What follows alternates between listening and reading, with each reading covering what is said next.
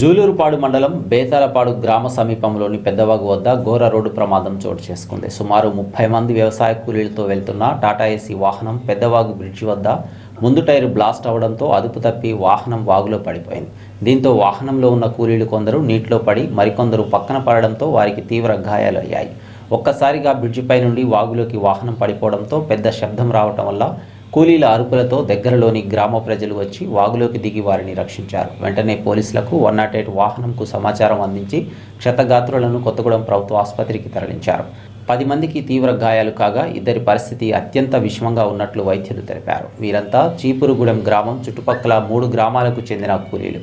వీరంతా మొక్కజొన్న పంటను వేయడానికి దగ్గరలోని మరో గ్రామానికి వేకోజామునే బయలుదేరి వెళ్తున్న క్రమంలో ఈ ప్రమాదం చోటు చేసుకుంది.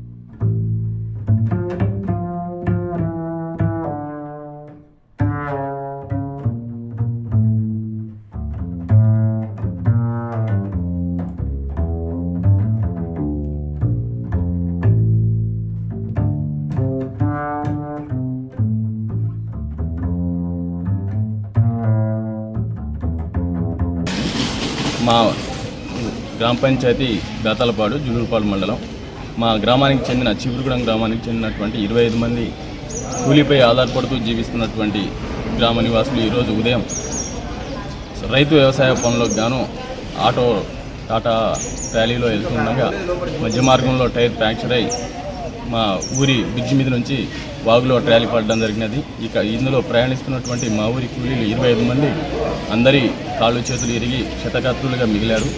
వారి చికిత్స నిమిత్తం కొత్తగూడెం ఏరియా హాస్పిటల్కి తీసుకురావడం జరిగినది. వారికి తక్షణమే అన్ని విధాలుగా చికిత్స మరియు ఆర్థిక సాయం అందించాలని మా గ్రామం తరఫున కోరుకుంటూ ఉన్నాను. సంబంధించిన వాళ్ళు 2 ఉన్నారు. హత్యాతండాకు సంబంధించిన వాళ్ళు 2 ఉన్నారు. దగ్గర 5 బాడవపోడుకు సంబంధించిన వాళ్ళు మొత్తం 6-7 గ్రామాలకు సంబంధించిన కూలీలు ఒకే ట్రాలీలో మొక్కజొన్న కంకులు ఇరవడానికి వేరే ఏన్కూరు మండలానికి వెళ్తూ ఉండగా మధ్య మార్గంలో పెదవాగు దగ్గర ఈ ప్రమాదం జరిగి వారి యొక్క కాళ్ళు చేతులు ఎరిగి ఇంకా ఇతరత్ర భాగాల్లో దెబ్బలు తగిలి మన ఈ ఆసుపత్రిలో చికిత్స తక్షణమే అందించాలని కోరుతున్నాం.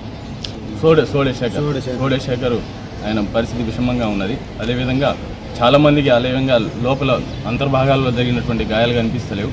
కానీ మొత్తానికైతే భారీ ఎత్తున వాడికి సీరియస్గా ఉన్నారు.